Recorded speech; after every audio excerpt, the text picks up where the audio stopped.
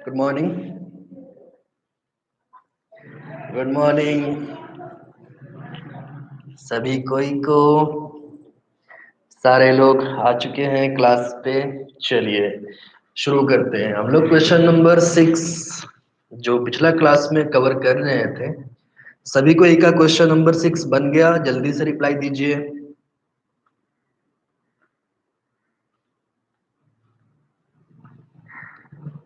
Question number 6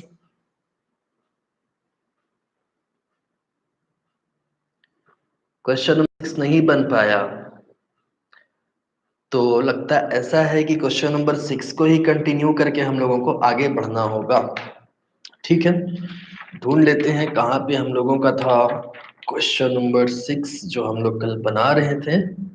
sorry, पिछला class में, कल तो नहीं। 3 4 5 ओके। 6 का कुछ भी नहीं बनाए थे हम लोग। ओके, एक बार हम बता देते हैं। चलिए ठीक है। सो क्वेश्चन नंबर 6 हम बताते हैं, उससे पहले एक्सप्लेन भी कर देंगे। क्वेश्चन नंबर 6 इसको हम लोगों को आज यहां से शुरू करते हैं। देखिए, ठीक है, जिनका बन गया वो मेरा हेल्प कीजिएगा। अगर हम कहीं पे पटरी से उतर गए तो मेरा गाड़ी को पटरी पे ले आइएगा। जिनका बन गया है वो अभी मेरा हेल्प कीजिएगा, हम बनाएंगे। अगर मेरा कहीं पे गलती होगा तो बताइएगा। क्वेश्चन ये था, Shrimati Vinita purchased an assets for 90,000 as 15th July 1990। इस बारे में हम लोग चर्चा किए थे कि 1 अप्रैल 2001 से पहले जो भी एसेट्स को खरीदा जाएगा उसको देखा जाएगा कि 1 अप्रैल 2001 को या उसके बाद फेयर वैल्यू उसका कितना था। ठीक है, 1990 में 90,000 का एक एसेट्स लिया गया था, वो ली थी। And she incurred following expenditure on its additions and improvement। और उसमें कुछ जोड़ने के लिए और उसको रंग करने के लिए, प्लस्तर्स करने के लिए या न्यू रूम बनाने के लिए उस पर खर्च कुछ इस तरह से वो की थी। 1995 टू 1996 में 1 लाख रुपया खर्च की थी। फर्स्ट फ्लोर को कंस्ट्रक्ट करने में, जो कि 2003-04 में की थी, 2,10,000 रुपया। और अदर एडिशंस के लिए जो कि 2006-07 में की थी वो 2,50,000 का है। Fair market value of the assets as on 1 April 2001-2 was 5,20,000, यानी 1 अप्रैल को उसका वैल्यू था 5,20,000। The assets was sold for 43,095 during the previous year. The seller spent 3,40,000 on stamps, 87,000 for brokerage, and 43,000 for advertisement. In connection with sale, ये जो खर्च थे ये इस सेल से रिलेटेड थे, इसको ध्यान रखना है। जो खर्च हुआ है 3 टाइप का, वो इस सेल से रिलेटेड है। अगर इस सेल से रिलेटेड नहीं होता उसका हम लोग यहाँ पे कैलकुलेशन नहीं करते। फिर आगे इंफॉर्मेशन है, compute taxable capital gain of Shrimati Vanita. Cost of inflation index दिया हुआ है 2003, 4 और 6-7 के लिए 109 और 122। 2001-2 का तो पता ही है कि वो 100 होता है। तो यहाँ पे हम लोग सबसे पहले लिखेंगे कंप्यूटेशन ऑफ टैक्सेबल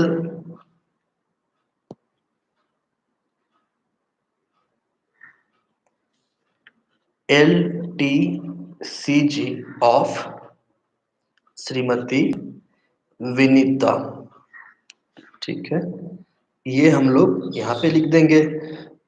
और सबसे पहले इधर लिखेंगे हम लोग सेल प्रोसीड्स।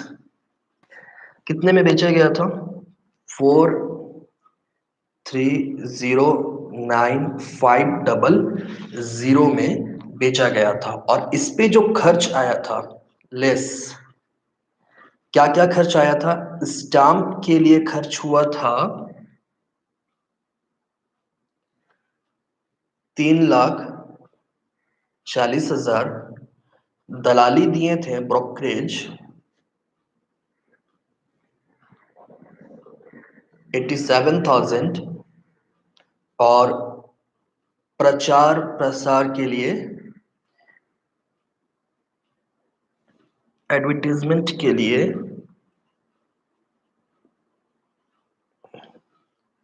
खर्च किए थे 43,000। सो टोटल खर्च कितना हुआ हम लोगों का?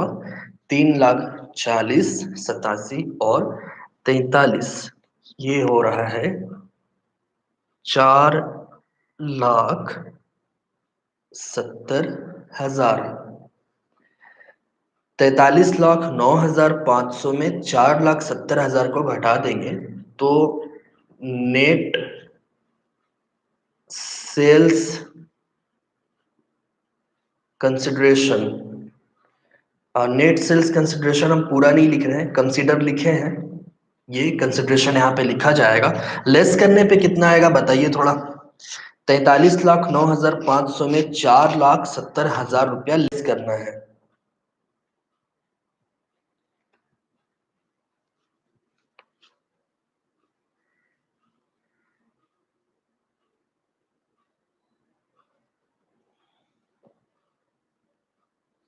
अड़तीस उनचालीस पाँच सौ, थैंक यू। 38,39,500। अब नेट सेल्स कंसिडरेशन में से हम लोग लेस करेंगे इंडेक्स कॉस्ट ऑफ एक्विजिशन। यहां पे ये ध्यान रखना है 1 अप्रैल 2001-2 से पहले श्रीमती विनीता कितना उस पर खर्च की थी ये मैटर नहीं करेगा। 1 अप्रैल को फेयर वैल्यू क्या होगा ये मैटर करेगा। तो 1 अप्रैल को फेयर वैल्यू था 5,20,000। करंट ईयर का सॉरी प्रीवियस ईयर का जो इंडेक्स है 272, न्यू बुक में 280 है। आप लोगों को हम पहले बताए थे मेरे पास ओल्ड एडिशन बुक है, इसलिए हम उसी से चल रहे हैं। इसको सॉल्व करने पर कितना आएगा?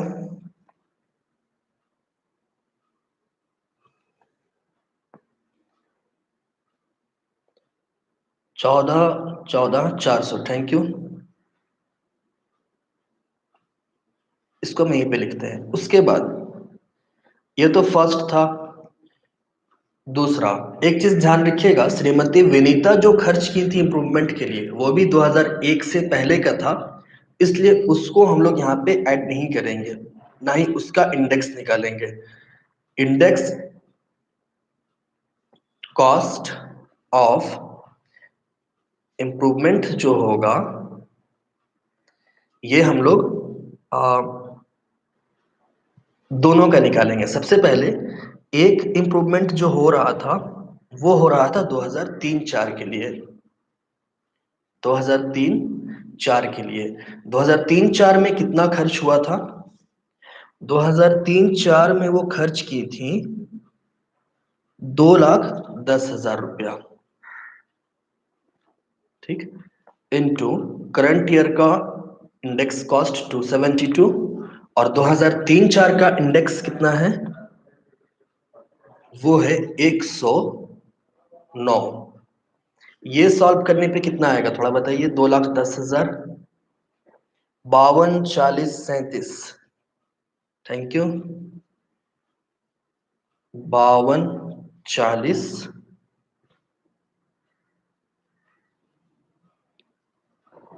37। ये थोड़ा अगर साफ नहीं दिख रहा हो तो अभी हम फिर से बता देंगे। और दूसरा खर्च हुआ था इम्प्रूवमेंट के लिए 2006-7 में। उस टाइम खर्च वो कितना की थी? 2,50,000 रुपया खर्च की थी। करंट ईयर का तो 272 होता है, 2006-7 का इंडेक्स दिया हुआ था 122। इसको थोड़ा बताइए। 55, 73, 77। Thank you. 55, 73, sorry 55,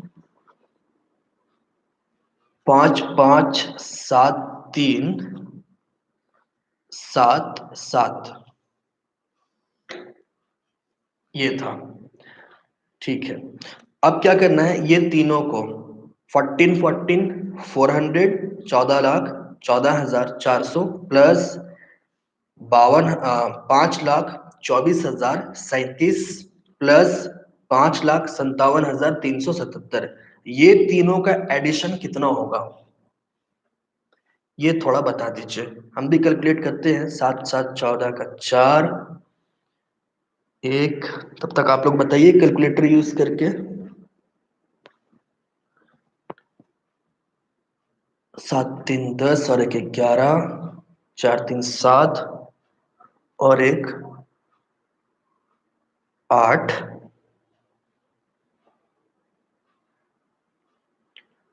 4, 4, 8, 7, 15, 24, 95, 814। Thank you शिफा। 24, 95, 814। अब क्या करेंगे हम लोग कि ये जो नेट सेल्स कंसिडरेशन था 38,39,500, उसमें से 24,95,814 को लेस करेंगे। तो लेस करने पे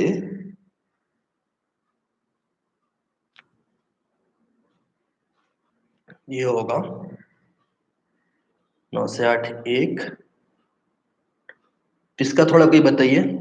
38,39,500 में 24,95,814 घटाने पर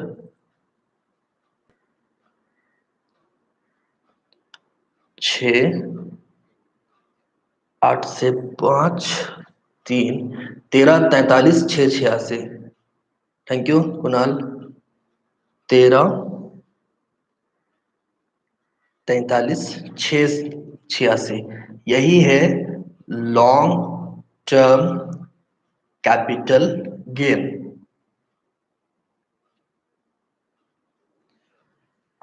तो ये क्वेश्चन नंबर 6 कंप्लीट हुआ। हम इसको एक बार ऐसे कर देते हैं। ये आप लोग थोड़ा सा फोन को लैंडस्केप में कर लीजिएगा तो शायद, या पोर्ट्रेट में, तो ये पूरा बना हुआ इतना देर में दिख जाएगा।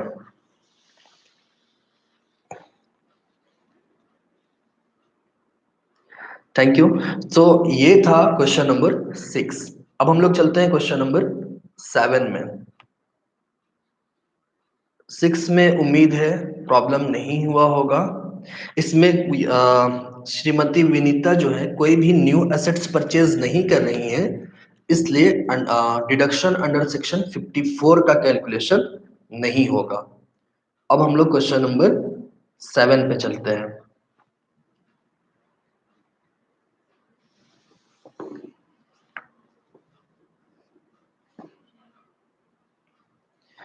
क्वेश्चन नंबर 7 में क्या था? Mister Sushant acquired a residential house on 19। अब ये भी 1 अप्रैल 2001 से पहले का बात हो रहा। He spent 25,000 on 1/7/2000, यानी 1 जुलाई 2000 को वो खर्च किया था उसमें 25,000 रुपया। ये भी 1 अप्रैल 2001 से पहले का बात है। A further amount of 50,000 was spent him on 15/11/2004। ये जो 50,000 रुपया खर्च हुआ है, ये 1 अप्रैल 2001 के बाद में हुआ है, यानी 2004, तो 1 अप्रैल 2001 के बाद ही होगा। इसका इंडेक्स निकलेगा। फिर Sushant gifted this said property to his son Prashant 15/10/2013। Prashant also spend the following amounts on improvements of the house. 15/7/2014 को 50,000, 15/6/2017 को 40,000। प्रशांत sold the above house on 30/11/2017 for a sum 67,200। यानी प्रशांत जो है वो 2017 में उस घर को 47,67,200 में बेच देता है। Expenses on transfer were 4% of the sales consideration. ठीक है, expenses on transfer were 4% of the sales consideration. Sales consideration जो है उसका 4% आपका ट्रांसफर फी है। Compute the capital gain for the assessment year 2018-19 और यहाँ पे इंडेक्स दिया हुआ था। 1 अप्रैल वाला कंसेप्ट ये है, हम लाइन खींचते में आप लोगों को बताएं कि 1 अप्रैल से पहले किसी एसेट्स में कितना खर्च हुआ है ये मैंने नहीं रखेगा और उसका इंडेक्स भी नहीं निकलेगा। अगर 1 अप्रैल को फेयर वैल्यू दिया हुआ है तो उसका इंडेक्स कॉस्ट ऑफ एक्विजिशन से उस फेयर वैल्यू को कैलकुलेट किया जाता है। तो यहाँ पे लिखते हैं कंप्यूटेशन ऑफ कैपिटल गेन। देखिए एक चीज हम पीछे में छोड़ रहे थे, कभी भी जब लिखेंगे तो एक छोटा सा ब्रैकेट में लिख दीजिएगा for the assessment year A Y 2000, कौन सा असेसमेंट ईयर का फाइंड करने कह रहा था, 18-19। ये हर क्वेश्चन पे लिखिएगा, जिसमें भी कंप्यूट कीजिएगा उस पे ये लिखना है फॉर द असेसमेंट ईयर 2018-19। अब इस पे आप एक छोटा सा लाइन खींच लीजिए और सबसे पहले क्या लिखेंगे, सेल्स प्रोसीड्स। सेल्स प्रोसीड में प्रशांत इसको कितना पे बेचा, 47,67,200। इस पे फिर हम लोग लेस करेंगे ट्रांसफर फी 4%। तो 47,67,200 का 4% कितना होगा, 10% तो 4,76,720। 4% थोड़ा कैलकुलेट करके बताइए अगर कैलकुलेटर आप लोगों के पास हो तो।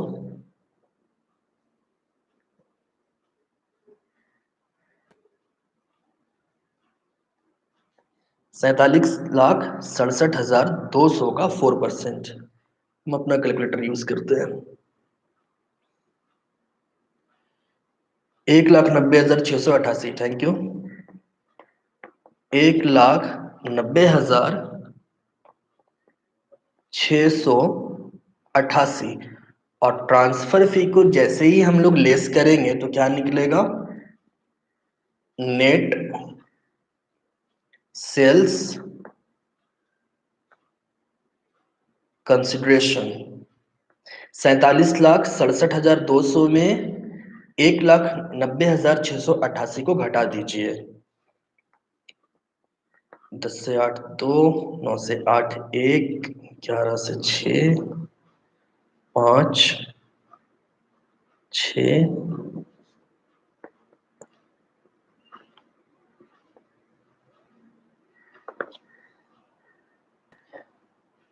4,76,512।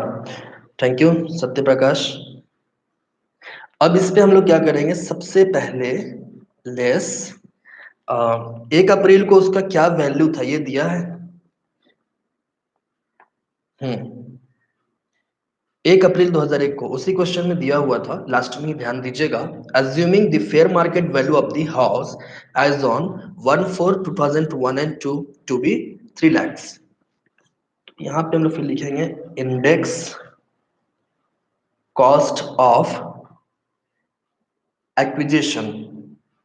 1 अप्रैल से पहले कितना इस पे खर्च किया, कितना में लिया गया, कोई मैटर नहीं करेगा, मैटर करेगा कितना वैल्यू था।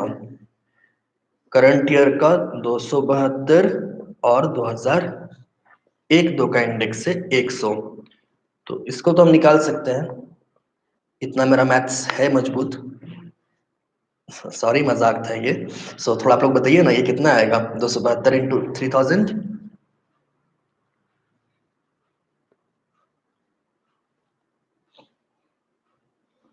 000 तो आ ही जाएगा।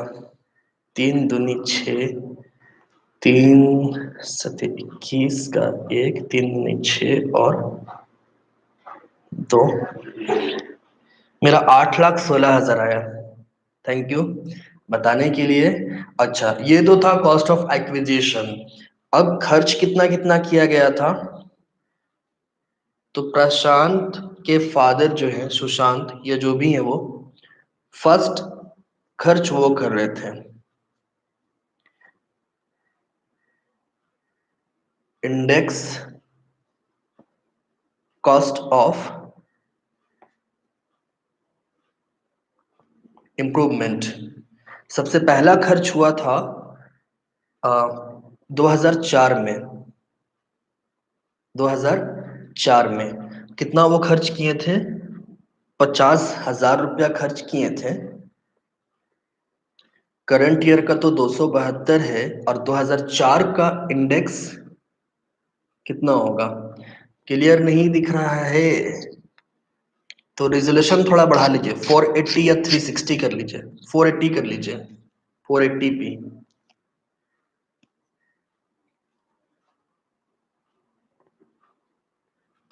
272 करंट ईयर का और 2004-5 का था 113।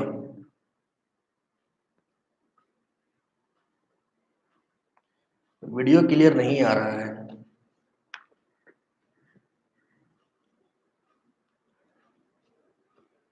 थोड़ा देर में क्लियर आ जाएगा।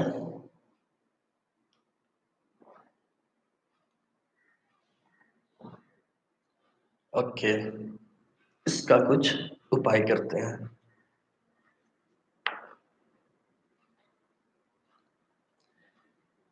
थोड़ा देर में दिख जाएगा वो।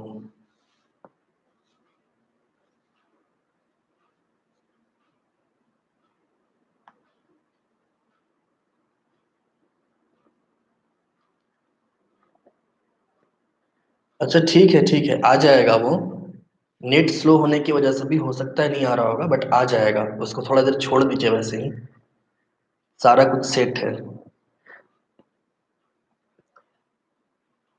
ये होगा 1,20,354। हम उसको नीचे में लिख रहे हैं, 1,20,354 इसको सॉल्व करने पर। Thank you. और इसके बाद दूसरा खर्च कब हुआ था। दूसरा खर्च हुआ था जो कि प्रशांत किया था 2014 में। 2014 में प्रशांत कितना खर्च किया था, ये भी 50,000 रुपया खर्च किया था। करंट ईयर का इंडेक्स 272 और प्रशांत जो 2014 में कर रहा था, 2014 का इंडेक्स 240। ये बताइए,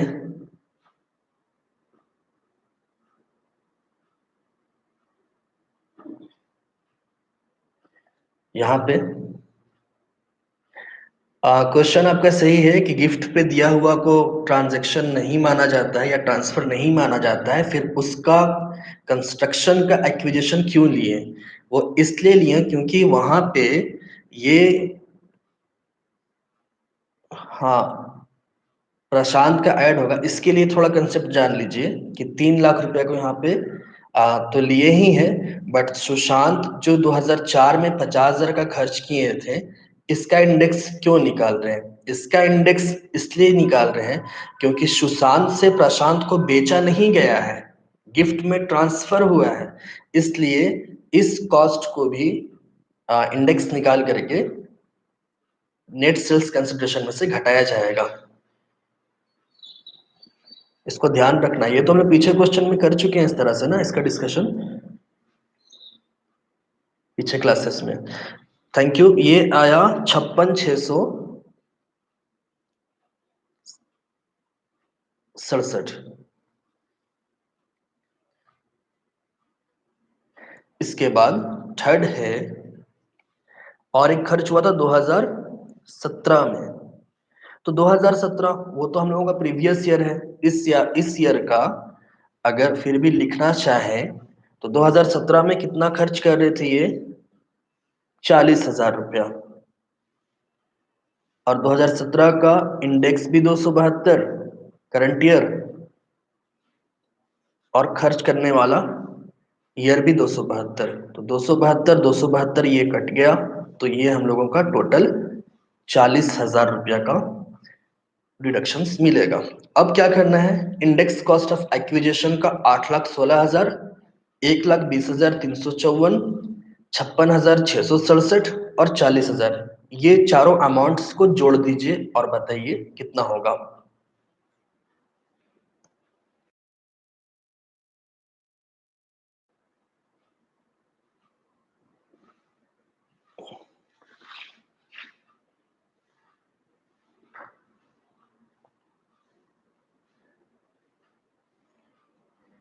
ये हम लोगों को जोड़ने पर आएगा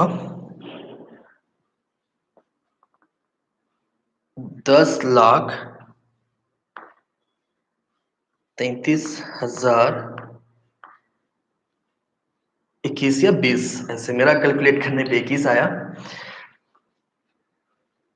थैंक यू।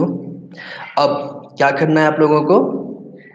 4,45,76,512 में से घटा दीजिए 10,33,021। तो यही इनका लॉन्ग टर्म कैपिटल गेन होगा लेस करने पर।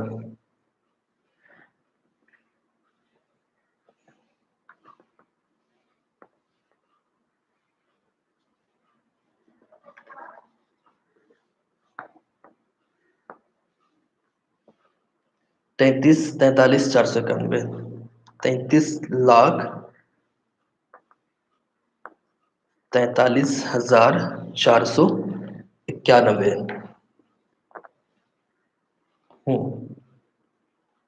तो लॉन्ग टर्म कैपिटल गेन इसका है 33,43,491।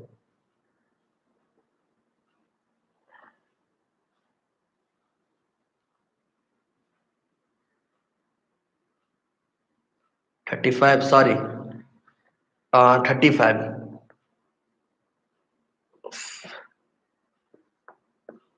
35 लाख। Thank you. 35,43,491।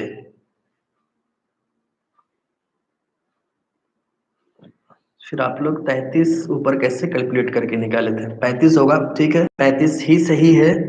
वो ऊपर में जो 33 वाला कमेंट आया है उसको डिलीट कर लीजिए। मुसर्रत और रानी, आप लोगों का 33 जो आया उसको डिलीट कर दीजिए। तो ये था क्वेश्चन नंबर 7। अब हम लोगों को देखना है क्वेश्चन नंबर 8। बहुत अच्छा क्वेश्चन है ये, एग्रीकल्चर लैंड। एग्रीकल्चर लैंड के लिए देखने के लिए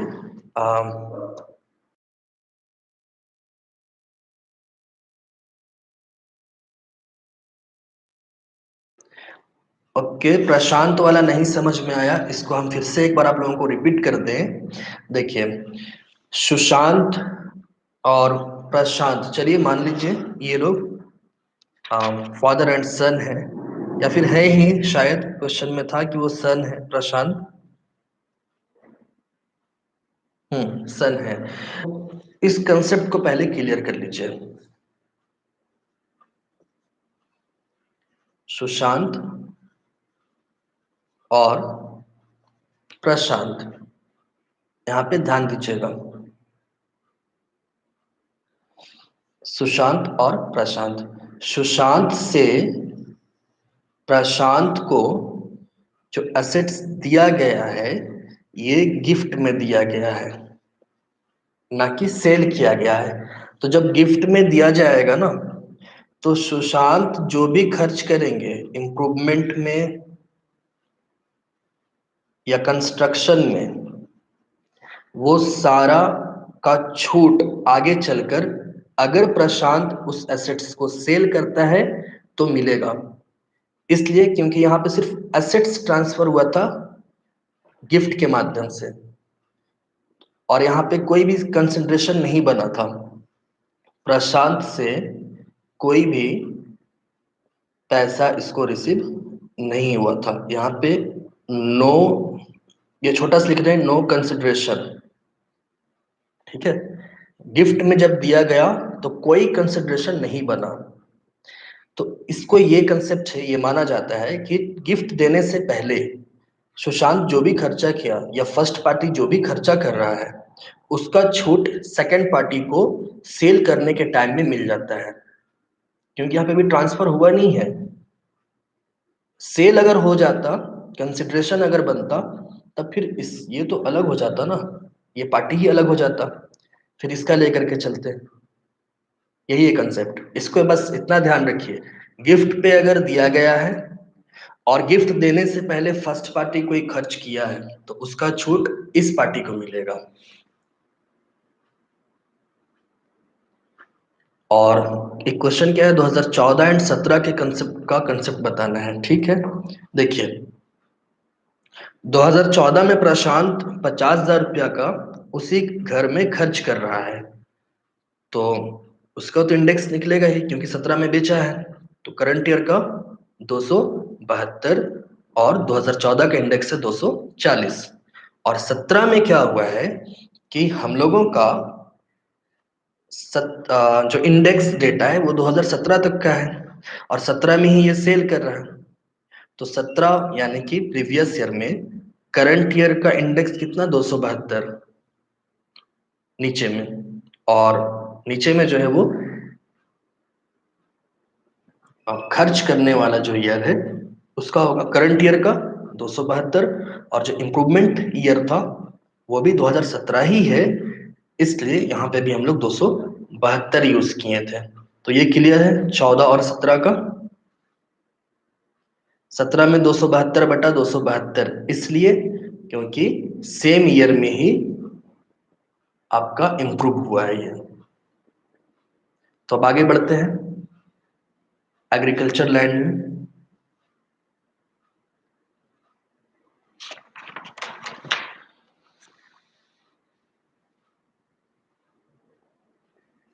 क्वेश्चन नंबर 5 में है सॉरी 5 नहीं, वो गलती से page.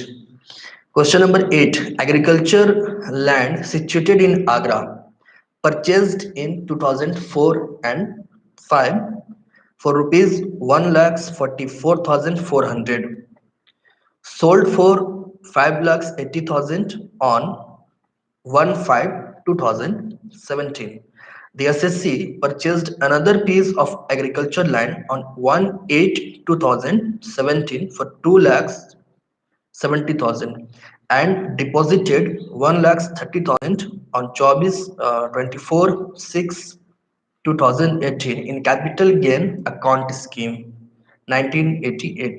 Find out the capital gain chargeable to tax for the assessment year 18-19। यहाँ पे देखिए इस क्वेश्चन का कहने का ये मतलब है कि एक एग्रीकल्चर लैंड 2004-5 में लिया गया था 1,46,400 में, और उसको बेच दिया गया है 5,80,000 में। कब बेचा गया है, 1 मई 2017 को। ओके, कोई बात नहीं, न्यू बुक में नहीं है तो, बट ये क्वेश्चंस आप लोगों को हम भेज दिए थे इसलिए सेंड किए थे, इसलिए इसको बना लेते हैं। एसएससी एक दूसरा जमीन एग्रीकल्चर लैंड ही कितना पे ले रहा, 1/8/17 को 2,70,000 में, और डिपॉजिट भी कर रहा है 1,30,000। ये बहुत ही अच्छा क्वेश्चन है, छोटा क्वेश्चन से आप लोगों को हम बताएं कि फाइनल एग्जामिनेशन में कैपिटल गेन से जो क्वेश्चन आता है ना, बहुत बड़ा बड़ा क्वेश्चन नहीं आएगा, छोटा छोटा ही क्वेश्चन आता है। Question 8, competition of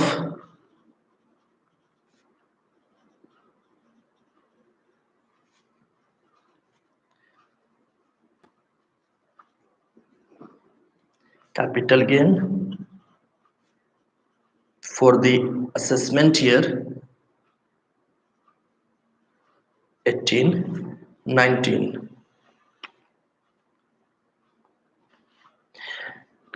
sales proceed,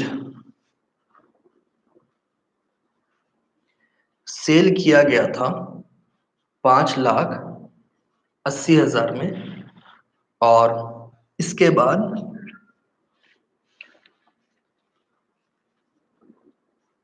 less कोई भी ट्रांसफर फी नहीं था, तो हम लोग डायरेक्ट चलते हैं index cost of acquisition. Index cost of acquisition, तो इंडेक्स कॉस्ट ऑफ एक्विजिशन लिया कितना में था ये बंदा 1,46,400 में उस एसेट्स को लिया था, बेचा था 2017 में, इसलिए 272, और 2004-5 में लिया गया था, उसका इंडेक्स है 113। ये सॉल्व करने पर कितना आएगा? हम भी कैलकुलेटर यूज करते हैं, आप लोग भी कीजिए।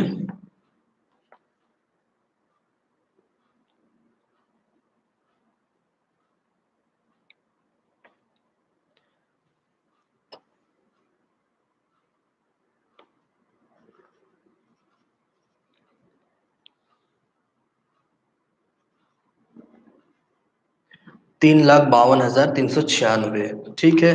और कोई तो खर्च है ही नहीं, तो 5,80,000 में 3,52,396 को लेस कर दीजिए, तो ये हो जाएगा 2,27,604।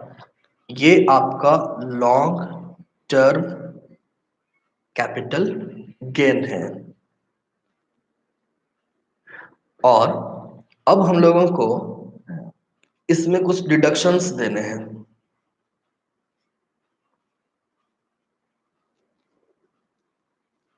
Deduction under section 54। क्यों डिडक्शन देना है? क्योंकि ये जमीन भी लिया है और कैपिटल स्कीम में खर्च भी कर रहे हैं। फॉर डिडक्शन, सबसे पहले यहाँ पे ये उस पैसा से क्या परचेस कर रहे थे? ये जो साहब है, ये उस पैसा से परचेज किए हैं एग्रीकल्चर लैंड।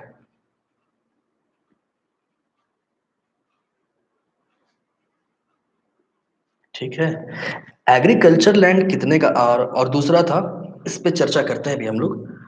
दूसरा, ये डिपॉजिट कर रहे हैं, डिपॉजिट स्कीम 1988। अब थोड़ा ध्यान दीजिए क्वेश्चन पे।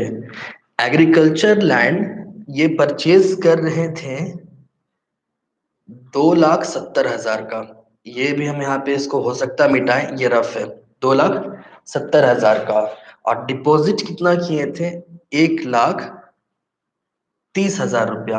अब थोड़ा सा ध्यान दीजिए कि आपका LTCG हुआ है 2,27,604, और आप परचेज कितना कर रहे हैं? 2,70,000 और 1,30,000, यानी कि टोटल 4 लाख का। आपके पास गेन है 2,27,604 रुपया का, और आप खर्च कर दे रहे हैं 4 लाख रुपया। तो कैपिटल गेन का ये रूल है कि जितना LTCG होगा मैक्सिमम उतना ही छूट मिलेगा, उससे ज्यादा छूट नहीं मिलेगा। तो यहाँ पे एग्रीकल्चर लैंड के लिए जो 10,000 रुपया है, इसको मैक्सिमम छूट कितना मिलेगा? 2,27,604। और कैपिटल गेन वाले को कितना मिलेगा? इसको कुछ नहीं मिलेगा, क्योंकि पैसा LTCG का जो था वो खत्म हो चुका है। और टैक्सेबल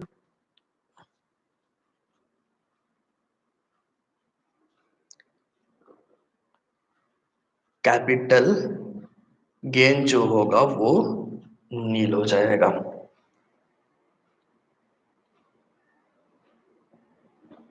यस, अगर पैसा पूरा नील नहीं होता, कुछ बच जाता, तो डिपॉजिट स्कीम में भी डाला जाता है, उसमें भी आपको छूट मिलता, लेकिन उसमें रेशियो से मिलता। ठीक है, अगर आप एलटीसीजी को एक से कई ज्यादा जगह में अगर खर्च कर रहे होते हैं, तो वहां पे रेशियो बनता है। ये रेशियो हो सकता है हम लोग नेक्स्ट क्लास में देखें, क्योंकि आज तो नहीं पहुंच पाएंगे उस क्वेश्चन तक। एक बार हम फिर से आप लोगों को ये समझा देते हैं, ठीक है। देखिए, सेल्स प्रोसीड हुआ था 5,80,000 रुपया। इंडेक्स कॉस्ट ऑफ एक्विजिशन जितना में लिया गया था, कितना था, 1,40,400 इंटू करंट ईयर 272, और खरीदने वाला डेट था, एक डेट ईयर का जो इंडेक्स है वो है 113। इसको कैलकुलेट किए तो आया कितना, 3,52,396। सेल्स प्रोसीड में से 3,52,396 को लेस किए तो एलटीसीजी आ गया 2,27,604। इसके बाद इस क्वेश्चन में ही कहा गया था कि जो एसएससी है वो एग्रीकल्चर लैंड भी ले रहे हैं 2,70,000 का, उसके बाद और डिपॉजिट भी कर रहे हैं 1,30,000 रुपया।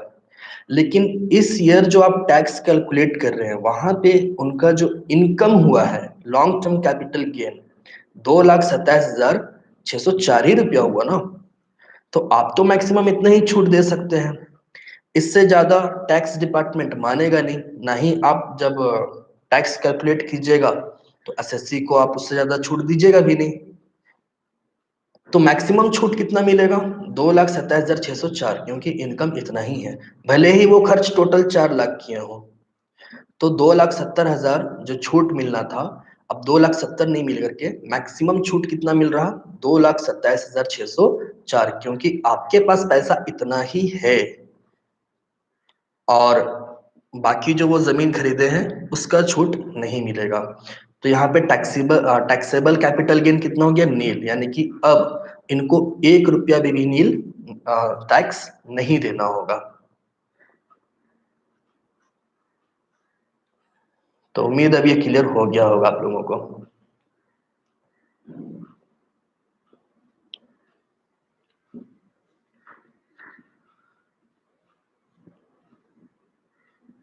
क्लियर है ना, डिडक्शन देने वाला कंसेप्ट।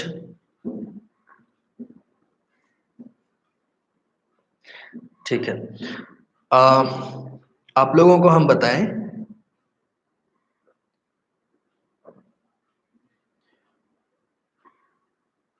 कि कुछ क्वेश्चंस कैपिटल गेन चैप्टर में काफी बड़ा बड़ा क्वेश्चंस है, तो हम लोग ज्यादा लॉन्ग क्वेश्चंस को लैब में कवर नहीं करेंगे। जो छोटा क्वेश्चन है जिसमें ज्यादा कंसेप्ट क्लियर हो सकता है, उन क्वेश्चंस को ही हम लोग कवर करके आगे चलेंगे। बड़ा क्वेश्चंस को हम लोग टच नहीं करेंगे। 1 घंटा में एक क्वेश्चन बने, उससे बेटर है कि हम लोग उस 1 घंटा में 3 छोटा क्वेश्चंस बना लें, तो उसमें कंसेप्ट भी क्लियर होगा। और जैसे क्वेश्चन नंबर 9, ये तो चलिए थोड़ा छोटा है, किया जा सकता है, बट इसमें कई तरह के ट्रांजेक्शन्स इन कॉस्ट ऑफ अंकना sir, in cost of improvement, what's the concept of vacant position will taken as agreement of sale और पेमेंट और सेलिंग एक्सपेंसेस।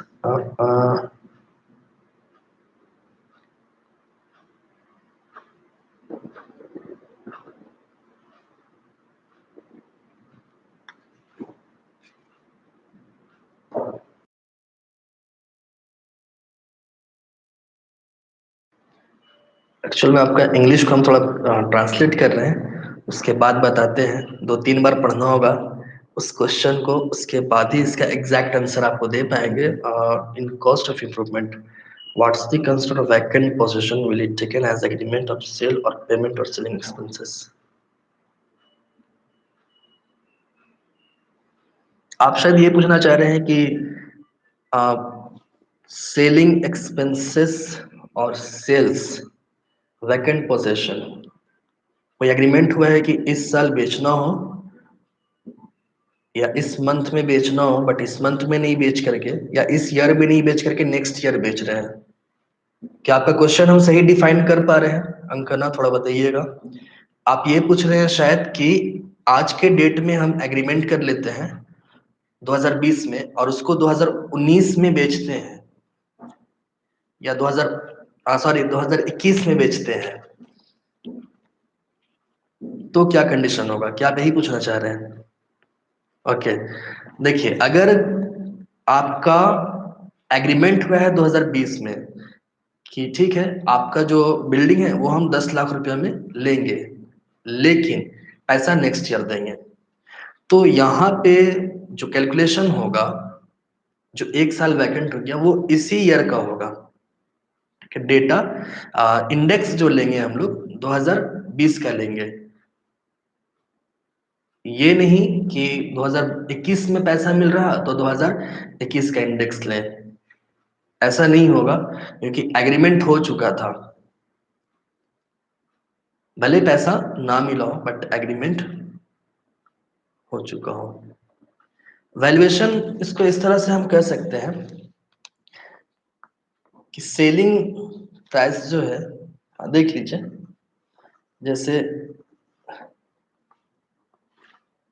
सेलिंग ईयर पहले कर देते हैं हम लोग, और एग्रीमेंट ईयर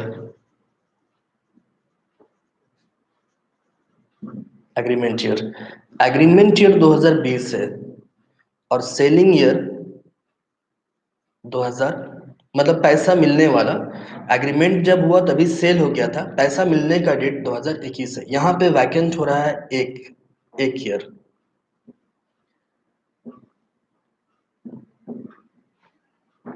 तो यहाँ पे आपका करंट ईयर जो होगा इंडेक्स के लिए, सेलिंग प्राइस या net sales consideration, selling year, sorry,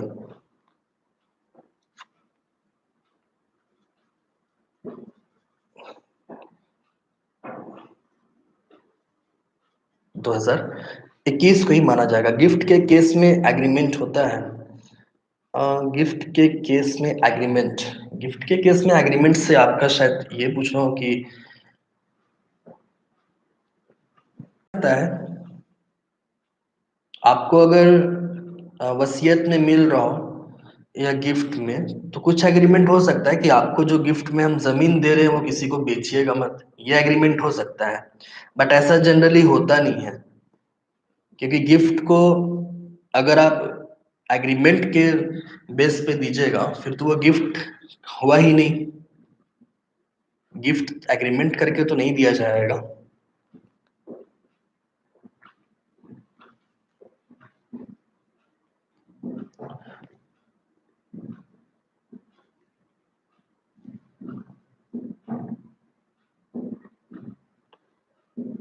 हाँ, हमको लग रहा है जीबीपी से रिलेटेड क्वेश्चन है,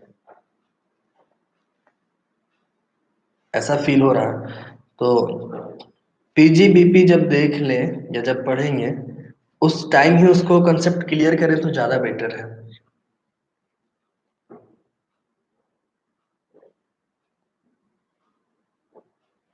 अगर गिफ्ट पे एग्रीमेंट हो जाता है तो वो गिफ्ट होगा ही नहीं।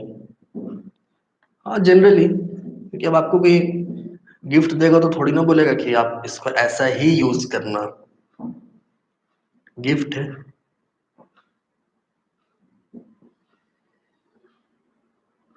लेकिन गिफ्ट में एक चीज ध्यान रखिएगा कि एक एम्प्लॉयर से एम्प्लॉय को कुछ भी मिलता है वो टैक्स होता है, चाहे गिफ्ट ठीक क्यों ना हो, ये सैलरी चैप्टर में आप लोग पढ़िएगा। तो कैपिटल गेन में आज के लिए इतना ही। नेक्स्ट जो छोटा क्वेश्चन है उसका पिक हम आप लोगों को सेंड कर देंगे, फिर आगे बढ़ेंगे। पीजीबीपी का क्लास हम लोग जब करेंगे तब पीजीबीपी में हम लोग चर्चा ज्यादा बेटर से कर पाएंगे। अचानक से अगर पीजीबीपी में जाते हैं तो कुछ स्टूडेंट्स जो कि पीजीबीपी नहीं पढ़े हैं उनके ऊपर से पार हो जाएगा, इसलिए।